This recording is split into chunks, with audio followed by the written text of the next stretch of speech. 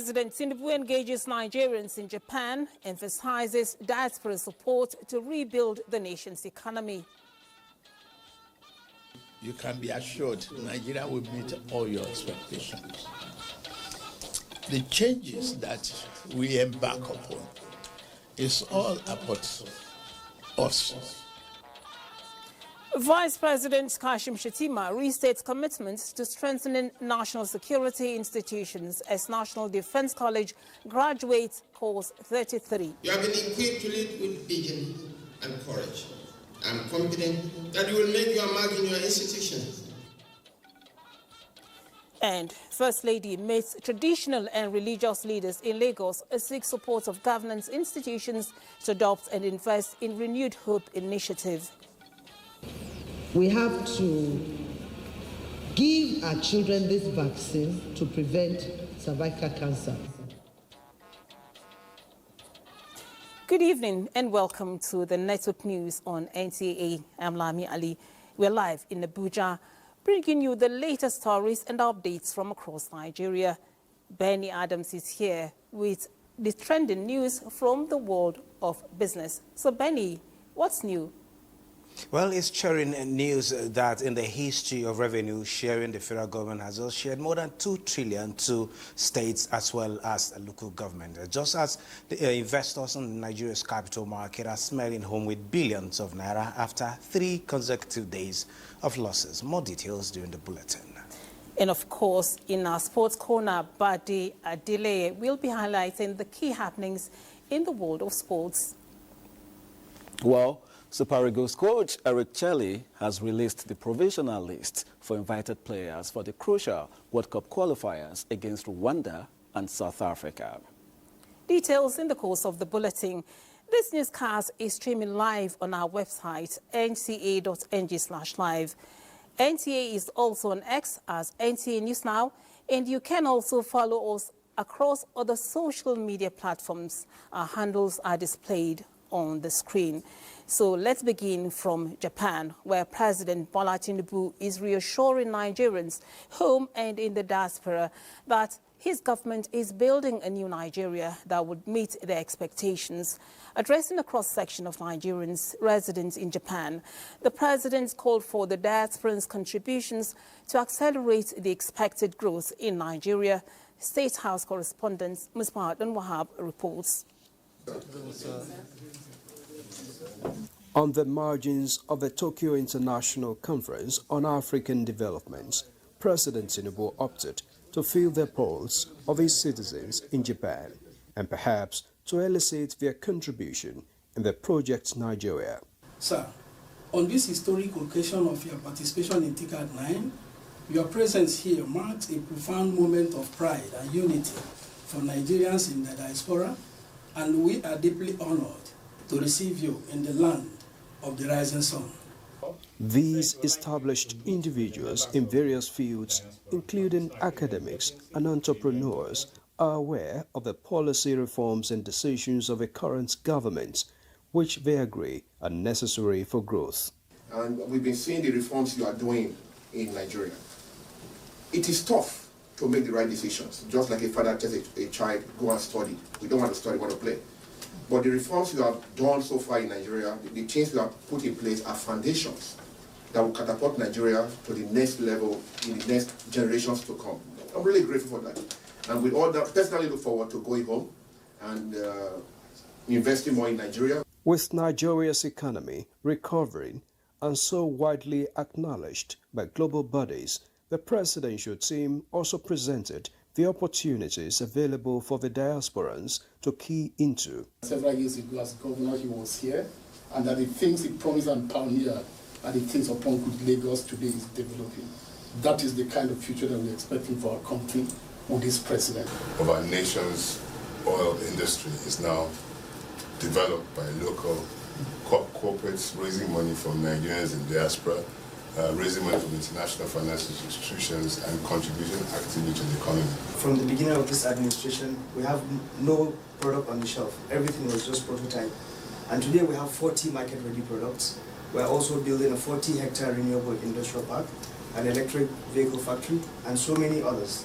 So Mr. President's policy has opened up the door, and we've seen diasporas and companies from all over the world coming into Nigeria, making commitments. The diasporans attest to the gains of the reforms as manifesting with the easier access to and renewal of international passports, and President Tinubu wants them to believe in the possibility of a new Nigeria where things work.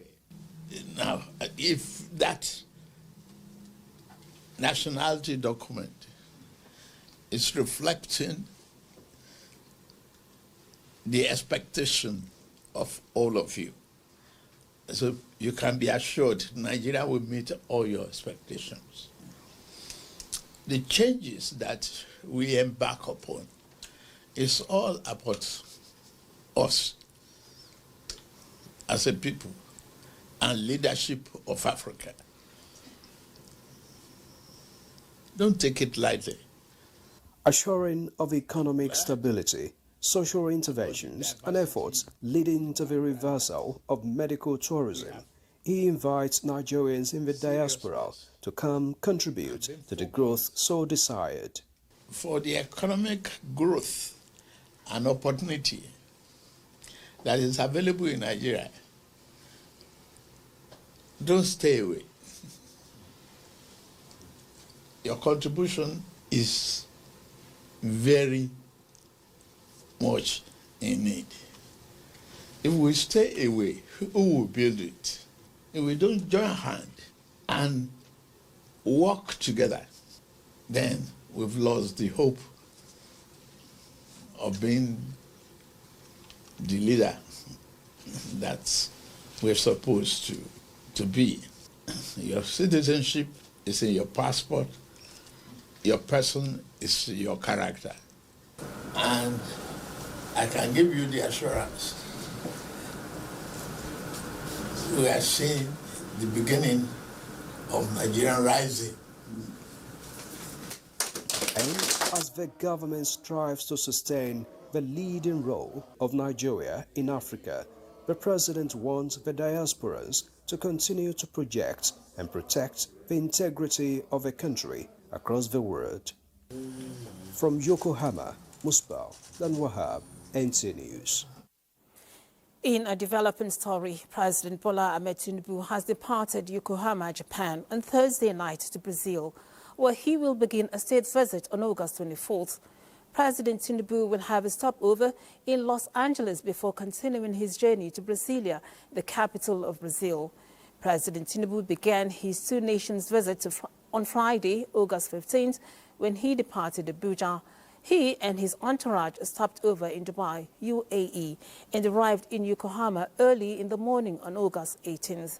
In a statement, the special advisor to the president on information and strategy, Bayo Ononuga, indicates that after attending the opening ceremony and plenary of the 9th Tokyo International Conference for African Development, TICAD 9, on August 20, President Tinubu held some bilateral meetings, culminating in the interactive session with diaspora Nigerians on Thursday night.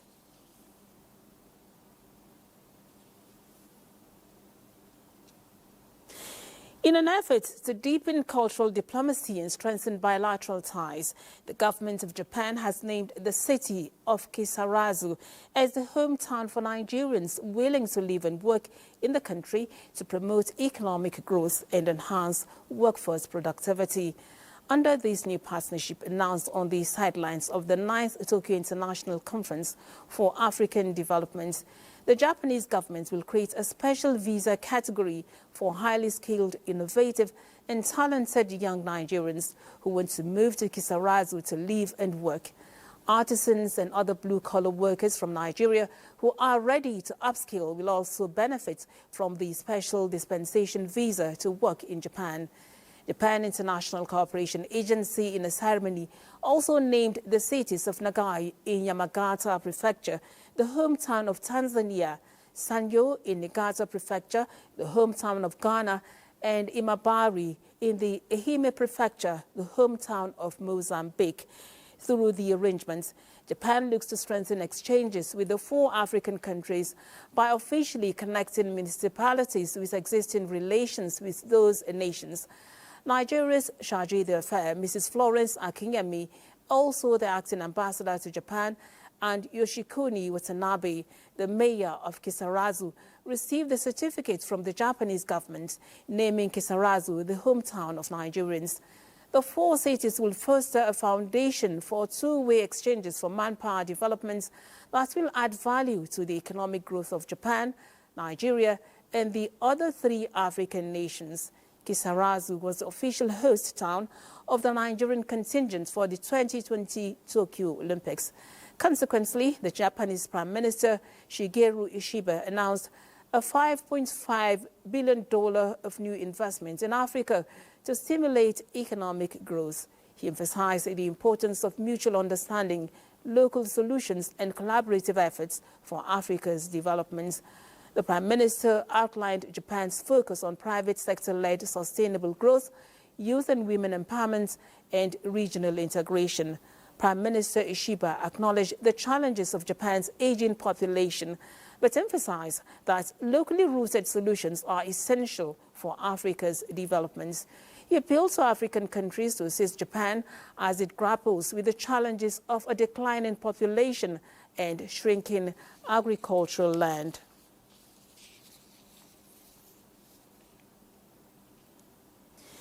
Nigeria and Japan have agreed to strengthen bilateral cooperation, focusing on energy, agriculture, infrastructure, and the digital economy.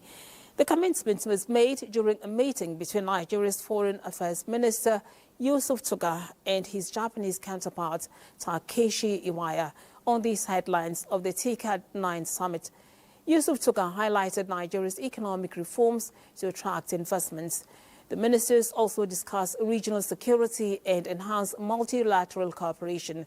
Tuga invited his counterparts to Nigeria and proposed a new strategic partnership framework to guide future relations. It was a successful outing for Nigeria as the just concluded Tokyo International Conference on African Development TICAD held in Yokohama, Japan. President Bola Ahmed Tinubu led the Nigerian delegation to the roundtable. Now, to tell us more on the benefits of the engagements to the nation's development are two guests joining us via Zoom. We have a development economist, Professor Ken Ife, joining us from London, United Kingdom. And we also have the Senior Special Assistant to the President on Foreign Affairs, Ademola Oshodi, who is joining us from Los Angeles.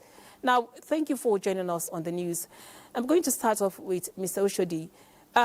We want you to tell us the specific opportunities and partnerships that President Tinubu secured for Nigeria during the TICAD conference in Japan and how these aligns with the country's development goals.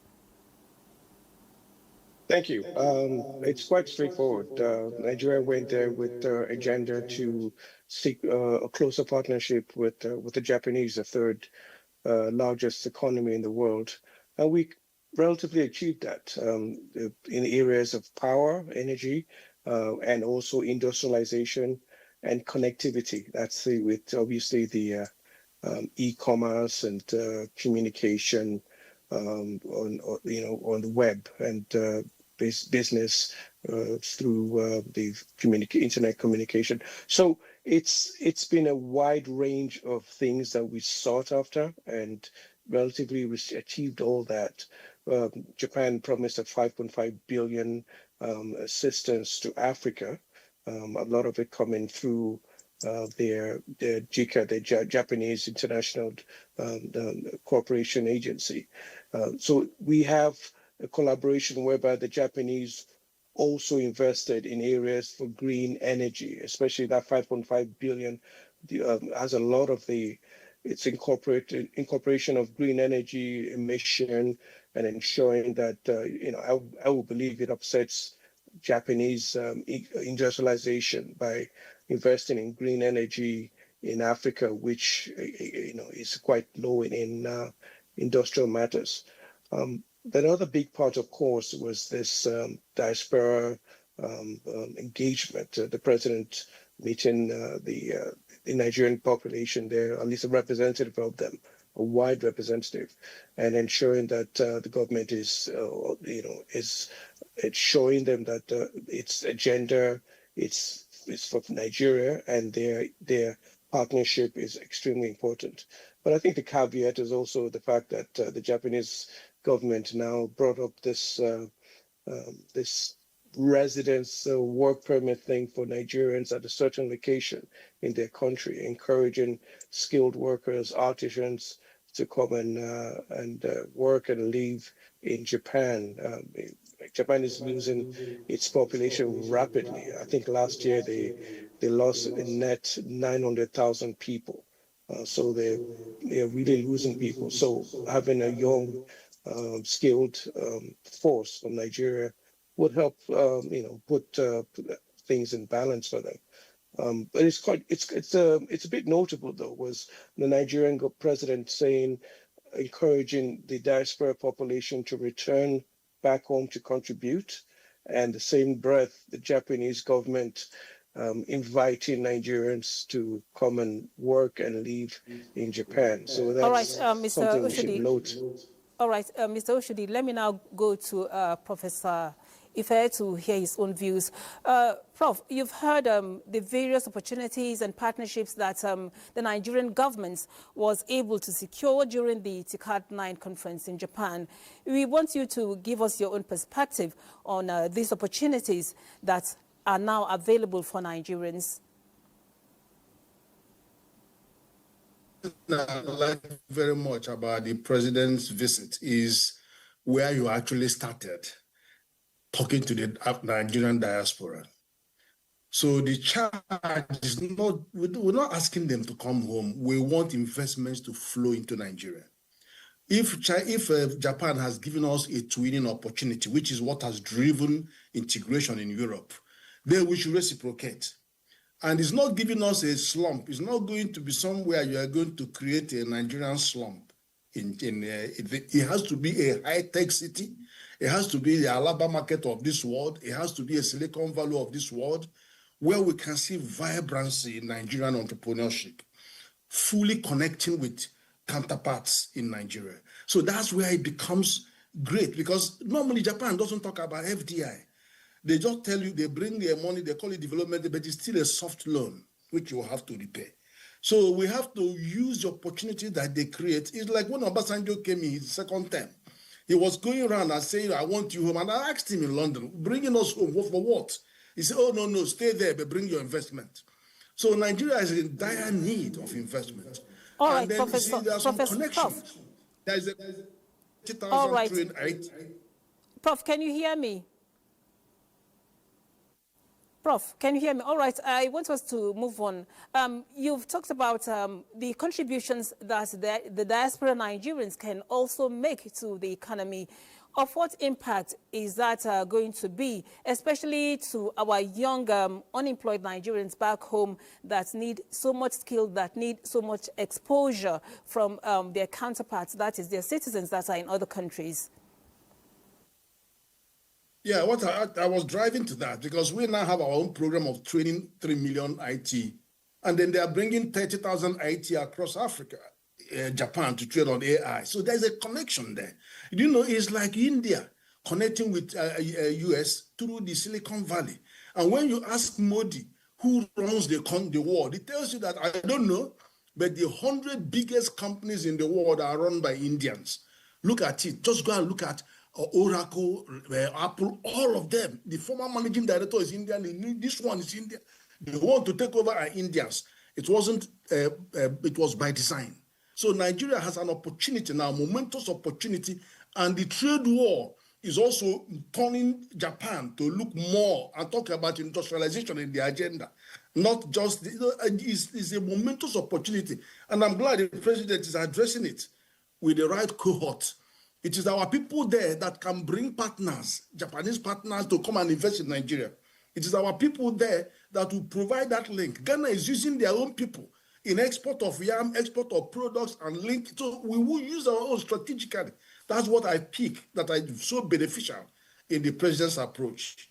All right. So, Mr. Oshodi, now on a final note, what steps will the Nigerian government take to follow up on the commitments and partnerships established during the TICAD conference, and how will the country measure the success of these initiatives going forward?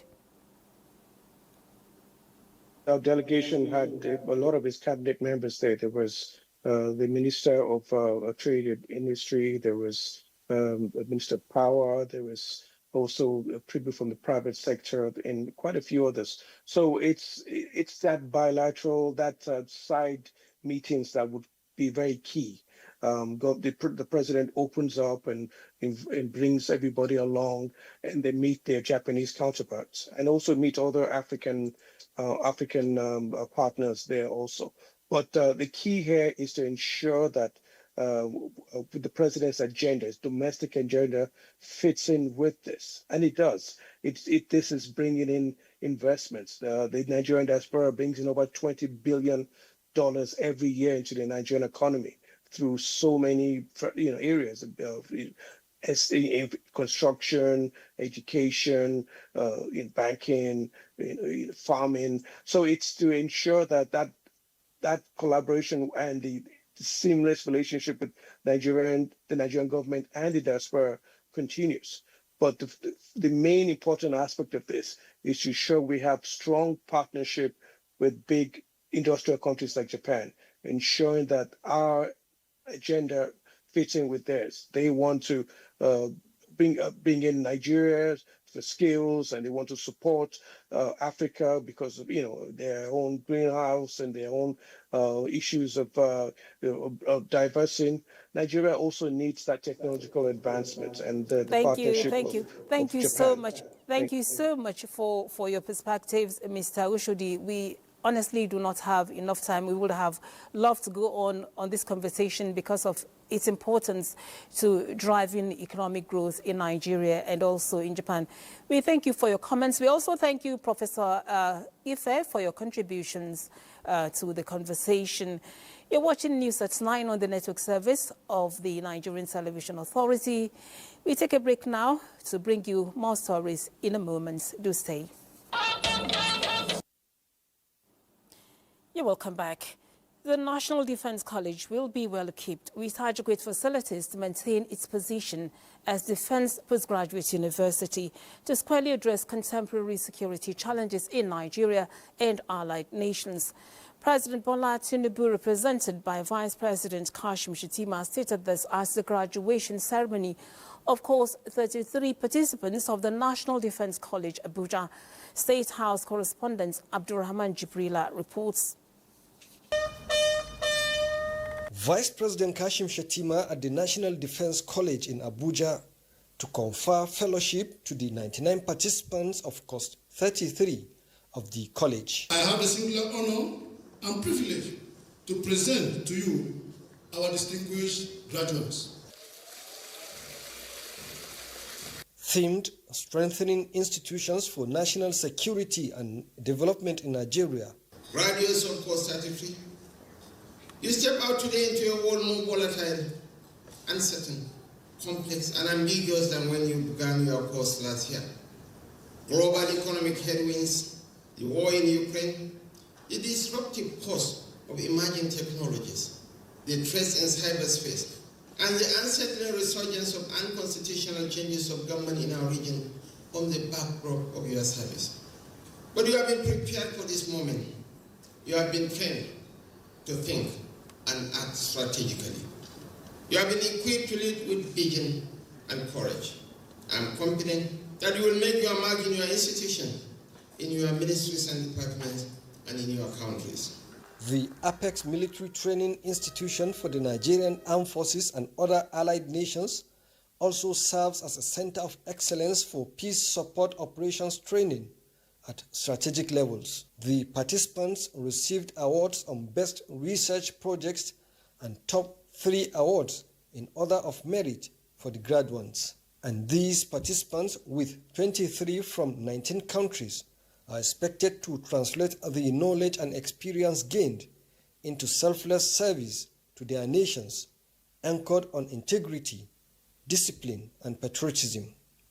From the National Defense College, Abraham Jibrila, NTA News.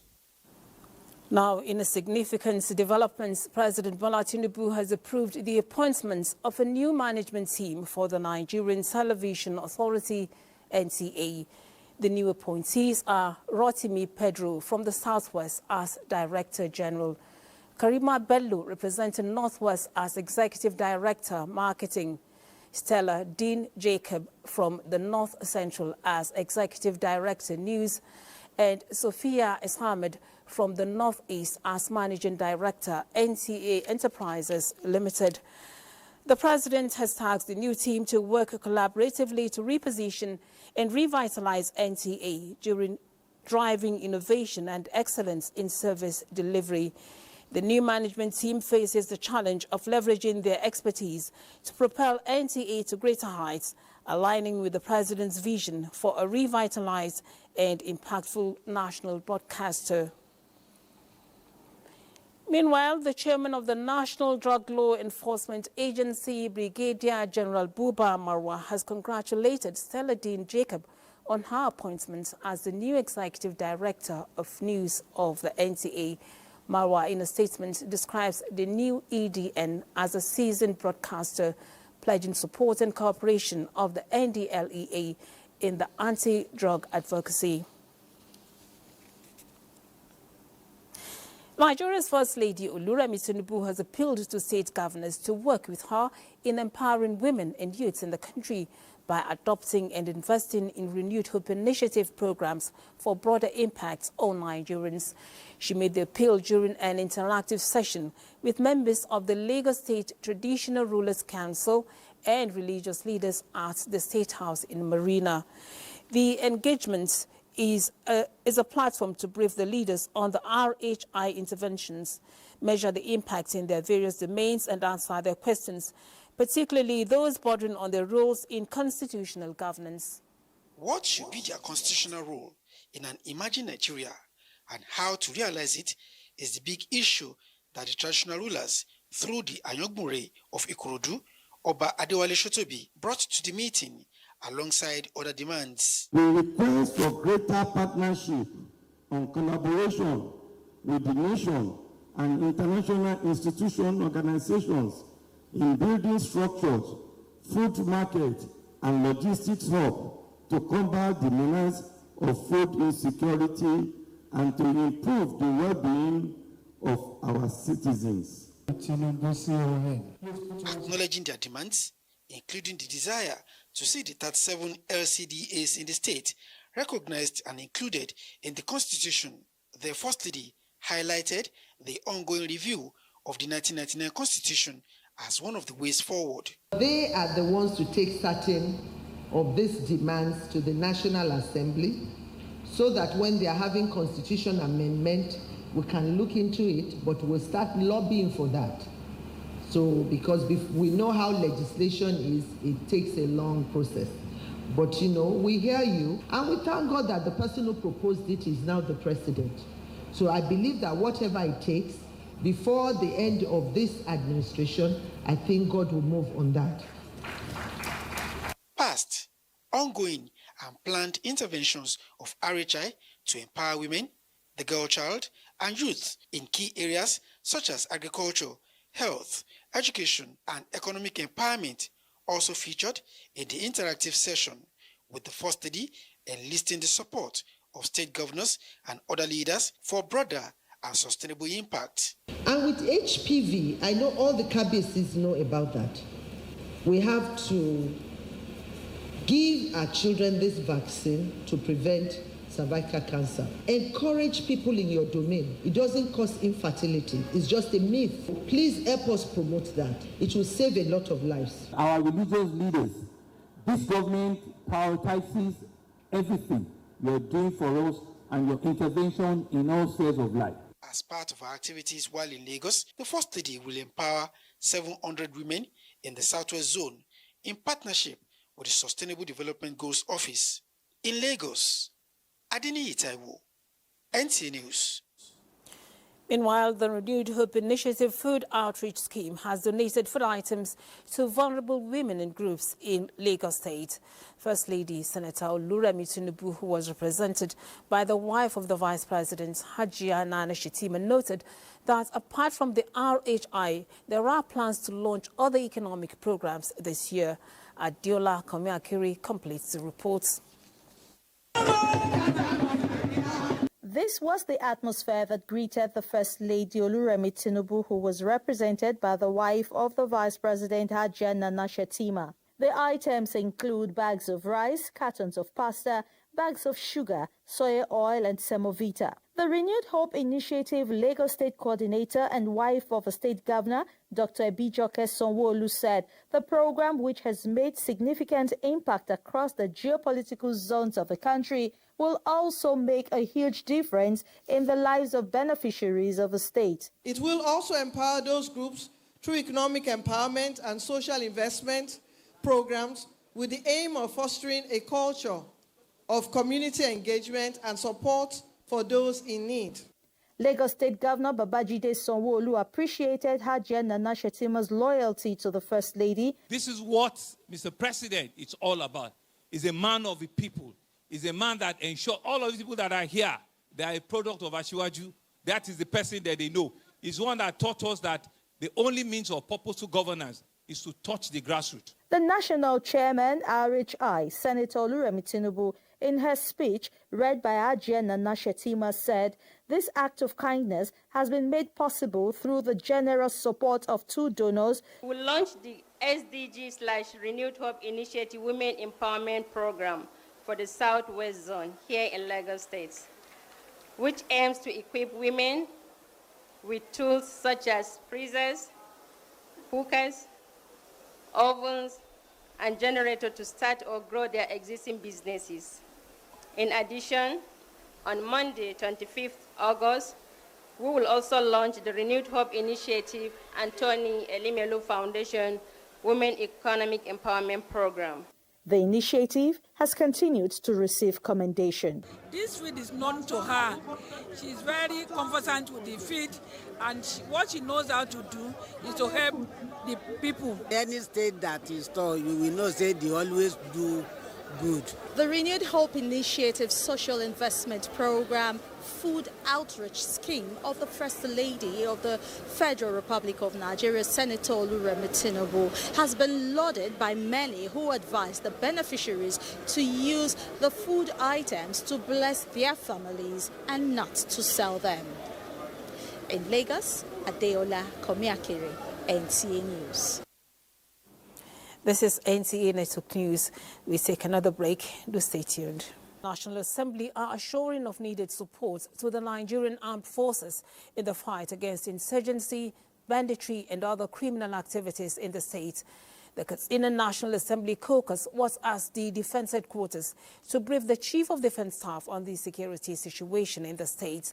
Correspondent Isa Mohammed has more. The recent spate of attacks on innocent people in Katsina State by bandits prompted the interface between the lawmakers, the Chief of Defense Staff and the Chief of Army Staff to tackle the situation. We would like to request for additional support and a special attention to be given to the state. Why are we here is because our people have confidence in the Nigerian military. The Chief of Army Staff, Lieutenant General Olufemi Oluyede, assures the delegation of establishing a battalion in Manufashi to serve that axis. I promise you I will do my best to make sure that we stabilize the place, inject more soldiers, inject more combat enablers. But we need your support. It's very important because without your support, we can't do anything. It will be recalled that bandits attack Gidam Mantau community in Manufashi local government area of Katsina State that led to the death of innocent Nigerians. From Defense Headquarters in Abuja, Isa Muhammad, NTA News. Now, President Bola Ahmed Tinubu has extended his deepest condolences to the families of the deceased, the people of Malumfashi and the Katsina State governments over the killing of worshippers. The federal government has vowed to hunt down and bring to justice the perpetrators of the heinous killing. The Minister of Information and National Orientation, Mohammed Idris, in a statement said security forces are already on the trail of the criminals and no stone will be left unturned until they are apprehended and held accountable for their actions. He assured Nigerians that justice will be swift and decisive and that such acts of terror will never be allowed to take root in the country, describing the act as not only an assault on the people of Malumfashi, but also on the shared humanity and values of the nation. The minister acknowledged the arrest of top leaders of a savage group of terrorists, including Mahmoud al-Nigeri of the Mahmouda group and his deputy Abu Abba, alongside Mahmoud Muhammad Usman Abu Bara of the Ansaru group, who are now conveniently in the net as a positive step in the war against insurgency as directed by President Tinubu.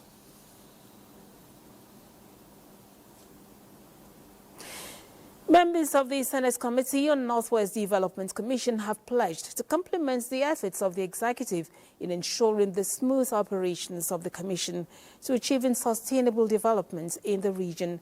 The chairman, Senator Babangida Usaini, gave the assurance while on an oversight to the temporary office of the commission in Kano, currently undergoing renovation.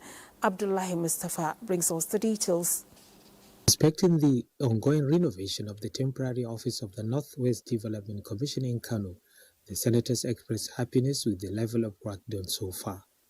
Chairman of the Senate Committee, Babangida Usaini, therefore urged the contractors to ensure its timely completion to enable the commencement of operations towards development of the region. While acknowledging the quality of work being done, the chairman commended the foresight of President Bola Ahmed Tinubu in creating the Northwest Development Commission. Managing Director of the Commission, Professor Shehu Abdullahi Maaji, noted that its establishment would help in addressing infrastructural deficits and promote inclusive growth across the Northwest Zone. We had established some milestones that we expect the commission, the management of the commission, to be able to have met at a certain period of time. And we are happy to see that things are working well and we are on site to actually follow up on our resolutions. We have enumerated our challenges, which include the use of accommodation, facilities, funding, and other issues, with the promise to support. The senators also inspected the land donated by Kano State government for the construction of a permanent headquarters. Agriculture has again taken center stage as Jigawa State plays host to a high-powered Liberian delegation, with both sides seeking stronger collaboration to boost food production and achieve self-reliance across Africa. Mohammed Musa Askira reports that Governor Umar Namadi says transforming agriculture remains one of the most critical pathways for African nations to attain economic self-reliance. Governor Namadi, while receiving the Liberian Deputy Minister of Agriculture, outlined key policies implemented under his administration in the last 2 years, including the procurement of 300 tractors for farmers, the construction of industrial boreholes for upland irrigation farming, mass empowerment programs targeting the agricultural sector, and the distribution of subsidized fertilizer, among others.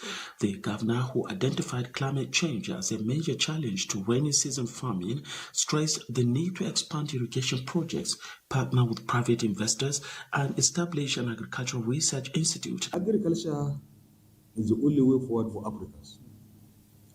Because as long as we cannot feed ourselves, we are nowhere.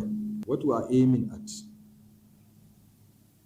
by 2030, we should be able to produce 50% of the Nigerian rice requirement in Jigawa State. We in Africa, we have been looking too far to the West, going to China, going to America, going there to find solution that we can find right in here in West Africa. So this time around, we decided we are not going to go anywhere far.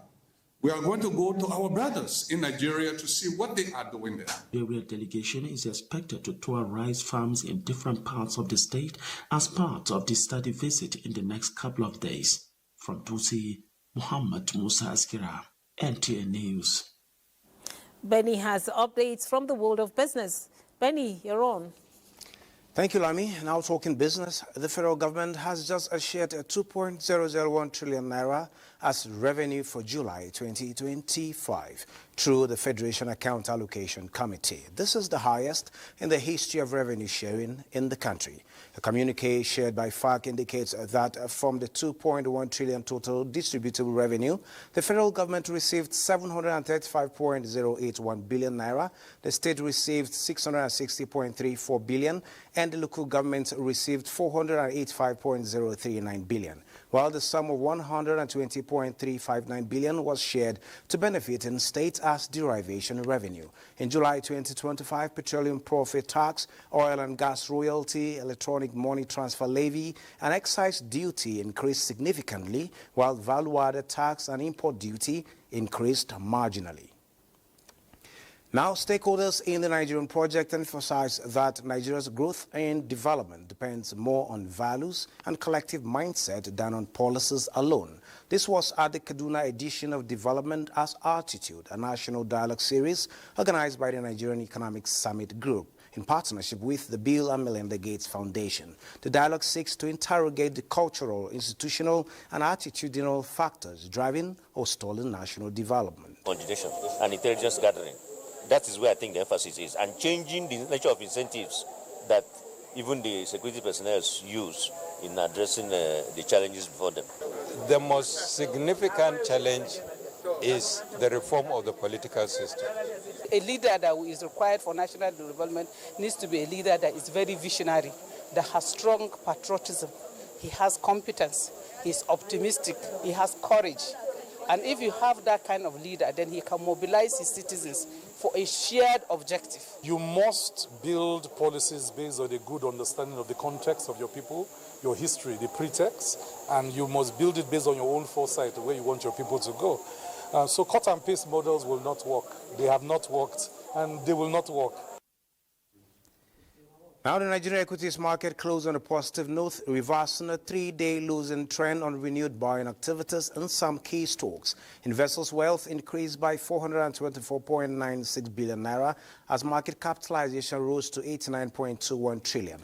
A total of 767.7 million shares in 25,897 deals, corresponding to a market value of 25.229 billion were traded. Today's data shows 34% improvement in volume, 89% improvement in turnover, and the aggregate 127 listed equities participated in trading, ending with 52 gainers and 13 losers. That is it on a business at this time. But stay tuned as another break beacons. Sports news is next with Bade. Many thanks, Lami. The countdown to the 10th installment of Africa's premier mixed martial arts spectacle, the AKO Championship, officially kicked off in Abuja with a press conference and face-off on Friday.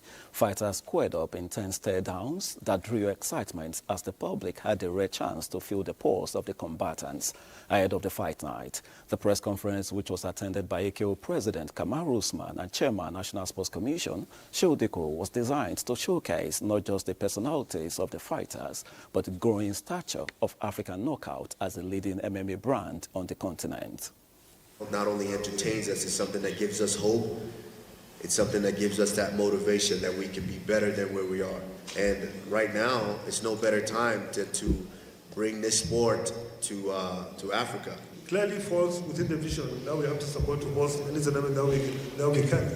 And in the larger context, we are planning to host many big tournaments, even the Commonwealth Games. I'm feeling great that I'm fighting for the belt. Tomorrow, it will be a different thing entirely because I'm going to defeat him in a very devastating. That does it on Sports Tonight. Let's now return to Lami.